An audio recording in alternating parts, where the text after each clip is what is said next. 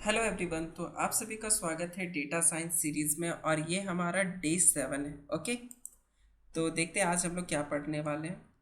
तो आज हम लोग पढ़ने वाले हैं पाइथन इनपुट्स, ठीक है ना।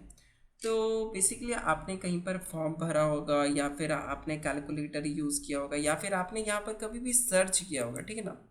तो जहाँ पर भी हम लोग इनपुट मतलब इन द सेंस ऑफ कि अपना कुछ भी इनपुट दे रहे होते हैं, जैसे कि अगर हम लोग कैलकुलेटर यूज़ करते हैं तो कैलकुलेटर में हम लोग अपने तरफ से इनपुट देते हैं कि 10 10 + 10 करना या फिर 10 - 10 करना, ठीक है। तो वो हम लोग जो इनपुट देते हैं, ठीक है ना, तो वही आज हम लोग सीखेंगे कि कैसे इनपुट दिया जाता है, कहीं पर कोई चीज़ अपना डेटा दिया जाता है, ठीक है। तो चलिए स्टार्ट करते हैं। ओके, तो सबसे पहले हम लोग स्टार्ट करते ही अपना जुपिटर लॉन्च करते हैं। ओके, तो यहाँ पर आऊँगा मैं डेटा साइंस 90 में और यहाँ पर लिखूँगा CMD। ओके, CMD लिखने के बाद यहाँ पर लिखूँगा जो मेरा कॉन्डा नाम पाइथन नाम का जो इन्वायरमेंट था उसको एक्टिवेट करूँगा। तो यहाँ लिखूँगा कॉन्डा एक्टिवेट पाइथन, ठीक है। अब कॉन्डा एक्टिवेट पाइथन करने के बाद थोड़ा सा वेट करेंगे। जैसे मेरा पाइथन इन्वायरमेंट एक्टिवेट हो जाएगा उसके बाद हम लोग क्या करेंगे, यहाँ पर जुपिटर लैब जुपिटर लैब लिखने के बाद वेट करेंगे और ये मेरा सर्वर रन हो चुका है और ये मेरा जुपिटर लैब लॉन्च हो चुका है। ओके,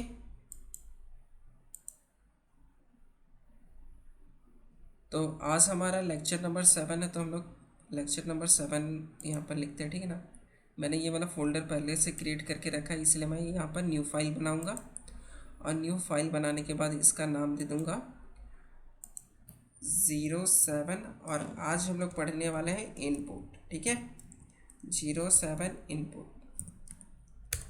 अब इनपुट का कैसे यूज़ होता है, जैसे कि मान लो कि यहाँ पर मैं लिखूँ, जैसे कि अगर मान लो कि मेरे को प्रिंट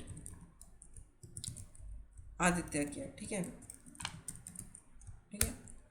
अब मैं चाहता हूँ बेसिकली कि ये प्रिंट वही चीज़ हो जो कि मैं टाइप करूँ, ठीक है ना। टाइप करूँ इन द सेंस ऑफ कि अगर मैं यहाँ पर आदित्य कुमार लिखूँ तो ये क्या हो, आदित्य कुमार प्रिंट हो। अब यहाँ पर मैंने लिखा तो एरर शो कर दिया। तो इसीलिए मतलब मेरे को एक इनपुट फील्ड चाहिए या फिर मेरे को fill in the box type का चाहिए जहाँ पर मैं लिखूँ, ठीक है। तो उसके लिए हम लोग यूज़ करते हैं इनपुट। और जैसे ही इनपुट के अंदर आप कुछ भी कमेंट दे सकते हैं, जैसे कि एंटर योर नेम, ठीक है, ठीक है। और जैसे मैं इसको रन करूँगा तो क्या होगा, मेरा एक इनपुट बॉक्स खुल जाएगा जिसके अंदर मैं कुछ भी टाइप कर सकता हूँ। जैसे कि मैं आदित्य टाइप किया, ठीक है ना, और यहाँ पर लिख के आ जाएगा आपका एंटर योर नेम और यहाँ पर मैं लिख दूँगा आदित्य कुमार, ठीक है। तो यहाँ पर आदित्य कुमार मेरा प्रिंट हो गया, ठीक है। बट मैं चाहता हूँ कि ये जो भी नाम है मैं वो वेरिएबल में स्टोर करूँ, ठीक है।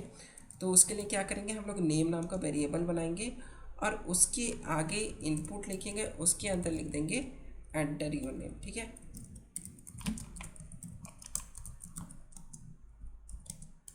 अब ये क्या होगा, जैसे मैं यहाँ पर आदित्य लिखूँगा, ठीक है ना। अब ये क्या होगा कि ये जो इनपुट है, इनपुट एंटर योर नेम है, ठीक है ना, इसके जगह पे मेरा आदित्य आ गया, ठीक है, आदित्य आ गया। अब आदित्य आने के बाद ये आदित्य कहाँ स्टोर हुआ, नेम में। तो जैसे ही मैं नेम को प्रिंट करूँगा तो ये मेरे को क्या शो करेगा, आपने आदित्य इनपुट डाला था, ठीक है। अब जैसे कि मान लो कि एक और एग्जांपल लेता हूँ, जैसे कि मान लो कि मेरे को दो नंबर ऐड करना है, ठीक है। तो पहले हम लोग क्या करते थे, 10 + 10 कर देते थे, दो नंबर ऐड हो गया, ठीक है। और उसके बाद क्या किया कि हम लोग एक वेरिएबल में स्टोर करने लगे, ठीक है, A = 10 और B = 20। और उसके बाद हम लोग करने लगे A + B, ठीक है, और सॉरी A + B, ठीक है। तो ये मेरा आ गया 40, ठीक है। अब ये 40 क्यों आया, बिकॉज A = B हो गया। अब क्या हुआ कि यहाँ पर A में फिर से 20 स्टोर हो गया, ठीक है, और 20 क्या हो गया, यहाँ 40 हो गया। अगर आप इसको समझ नहीं पा रहे हो तो आप ये वाला एग्जांपल समझो, ठीक है। A = 10 और B = 20, ठीक है। अब यहाँ पर जैसे ही मैं A + B करूँगा तो ये मेरे को कैलकुलेट करके दे देगा 30, ठीक है। पहले हम लोग इस तरह डायरेक्ट कैलकुलेट करते थे, फिर उसके बाद वेरिएबल में स्टोर करने लगे। अब हम चाहते हैं कि जो इनपुट करे वही सॉल्व वही हो, ठीक है। तो यहाँ पर जैसे कि ए लिखें और ए के बाद लिखें यहाँ पर इनपुट, ठीक है। और एक चीज़ याद रखिएगा, जब भी अगर मान लो कि आप यहाँ पर नंबर टाइप कर रहे हो, ठीक है, मैं आपको समझा देता हूँ पहले, ठीक है। कोई भी नंबर टाइप कर रहे हो, ठीक है, और जैसे ही अगर मान लो यहाँ पर आप 10 लिखते हो, ठीक है ना, तो ये 10 आप बेसिकली आपका नंबर नहीं है, ये बेसिकली आपका स्ट्रिंग है। जैसे ही आप ए को प्रिंट करोगे तो आपको पता चलेगा स्ट्रिंग है, ठीक है ना। String in the sense of कि ये एक लेटर है या फिर एक वर्ड है, ठीक है।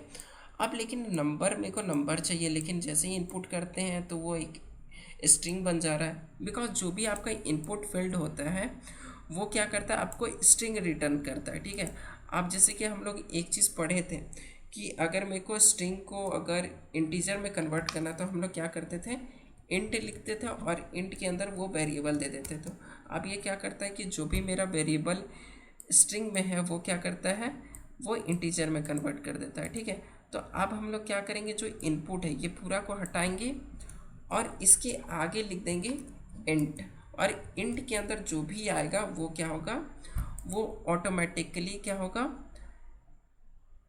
आपका इंटीजर में कन्वर्ट हो जाएगा, ठीक है। जैसे कि इसके अंदर मान लेते हैं कि मेरा आ गया आपका 10, ठीक है ना, 10 आया, ठीक है। 10 मैंने इंटर किया, ठीक है, तो 10 स्ट्रिंग में आया होगा। अब ये 10 क्या होगा, ये इंटीजर में कन्वर्ट हो जाएगा, ठीक है, क्लियर। अब इसको मैं इंटर ए किया तो यहाँ पर ए की जगह मैं 10 लिख सकता हूँ, ठीक है। अब लेकिन ये वाला कोई सॉल्यूशन नहीं, ठीक है।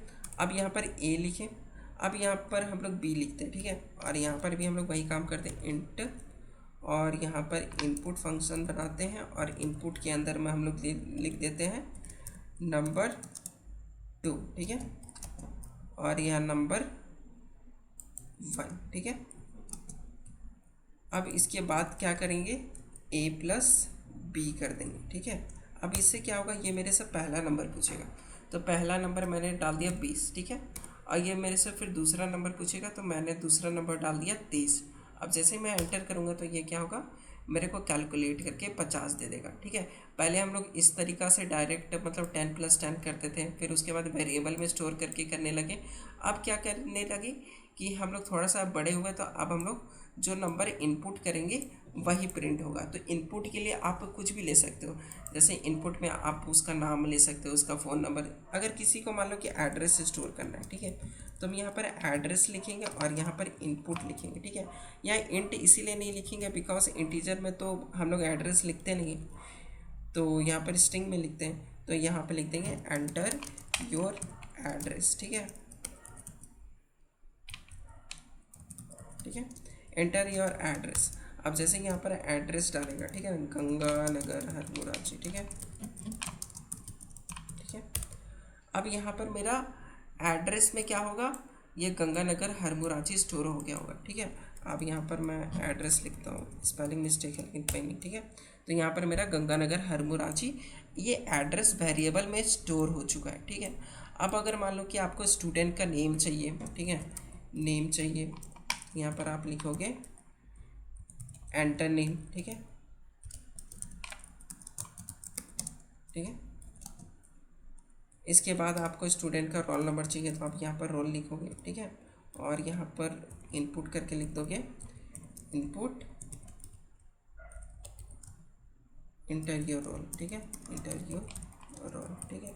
अब रोल नंबर क्या होता है आपका, इंटीजर में होता है, तो आप क्या करोगे, इसके आगे इंटीजर लगा दो, ठीक है, इंटीजर फंक्शन, और यहाँ एंड कर दोगे, ठीक है। अब इसके बाद आप प्रिंट करोगे, क्या प्रिंट करोगे, आप प्रिंट करोगे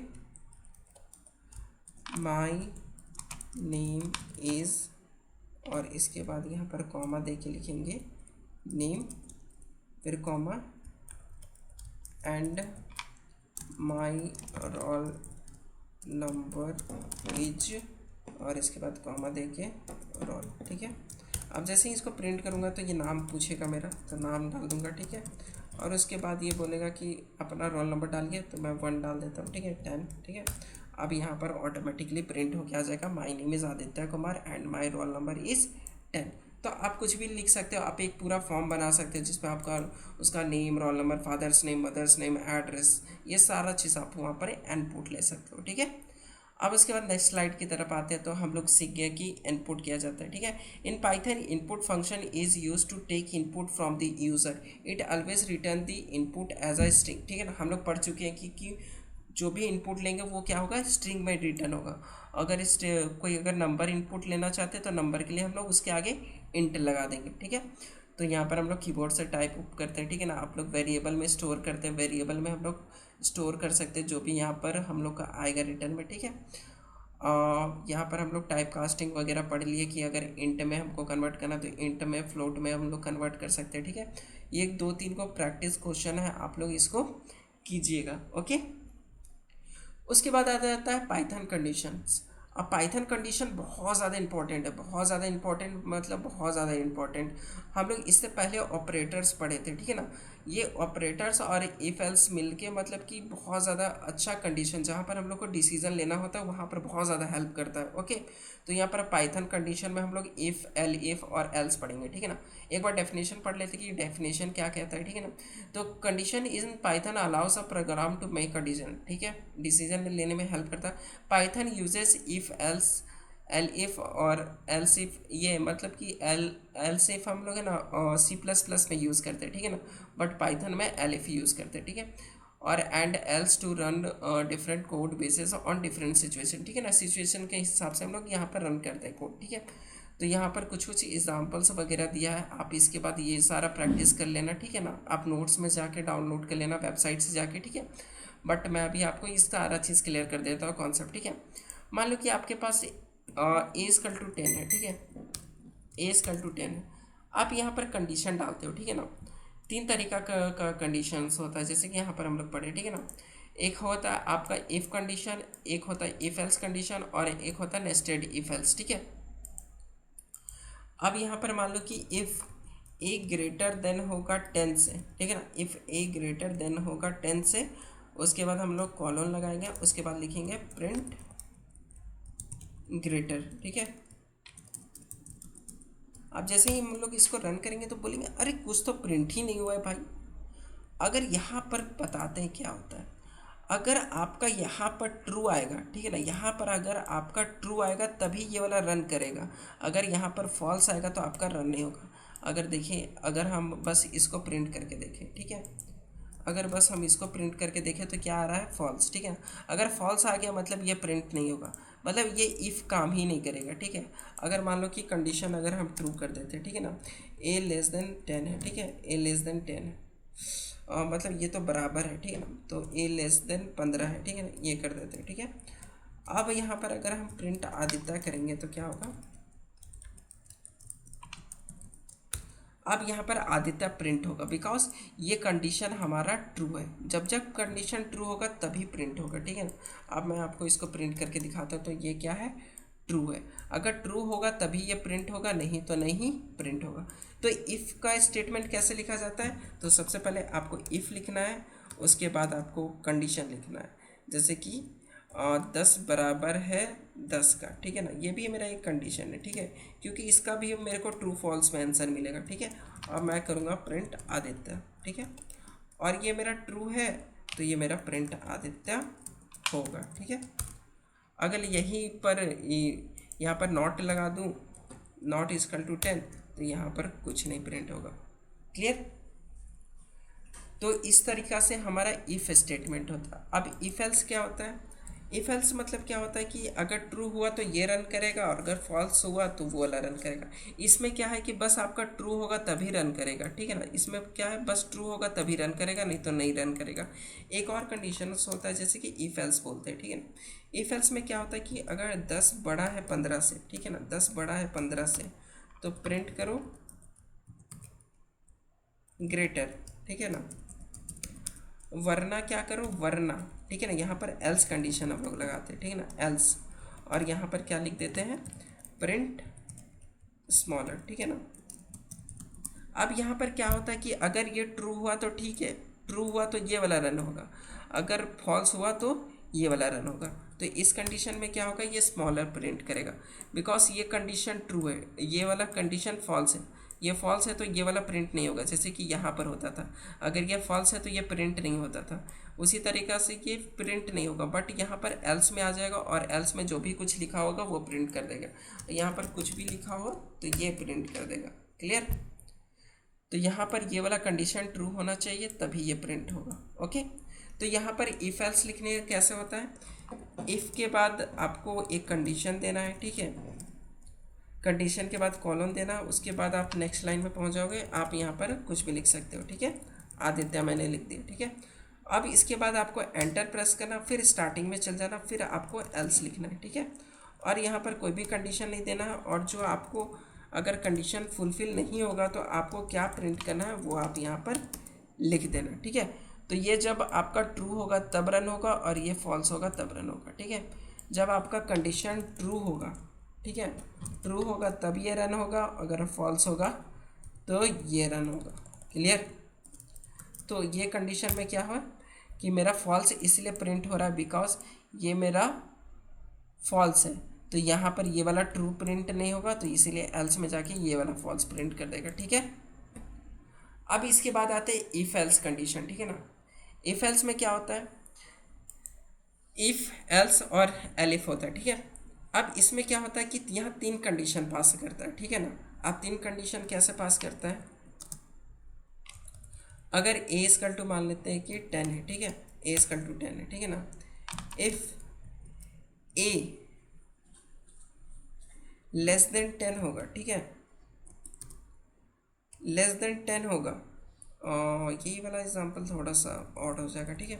तो इसमें कौन सा एग्जांपल है वो वाला समझा देता हूँ आपको, ठीक है।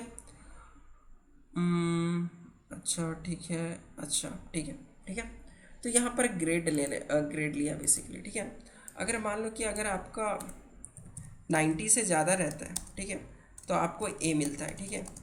अगर आपका 65 से ज़्यादा रहता है तो आपको बी ग्रेड मिलता है, ठीक है। अगर आपका सी रहता है तो आपको जो भी आप फेल वगैरह कुछ भी लिखना चाहो वो लिख देना, ठीक है। तो चलिए स्टार्ट करते हैं। जैसे कि मेरा ग्रेड ले लेते हैं, ठीक है ना।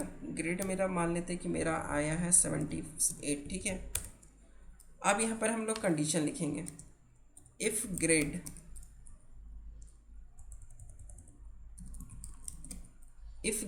ग्रेटर देना होगा मेरा क्या कंडीशन था, 90 से ज़्यादा होगा, ठीक है।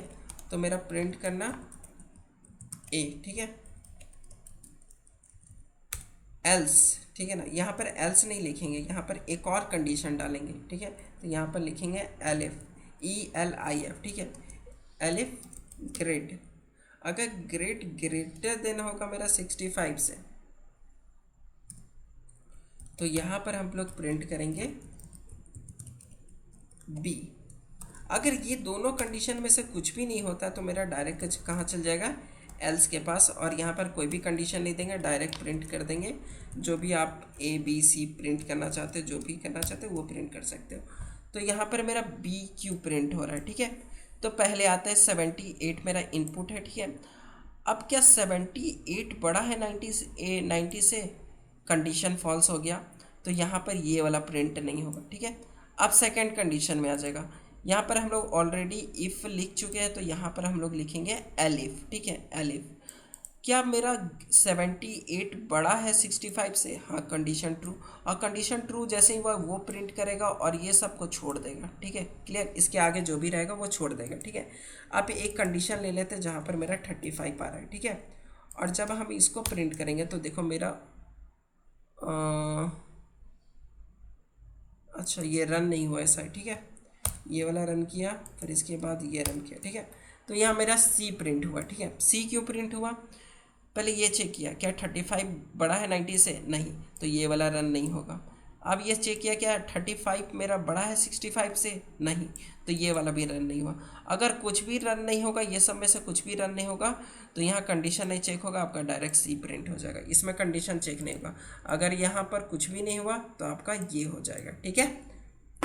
तो ये होता है आपका इफ़, एलिफ और एल्स, ठीक है।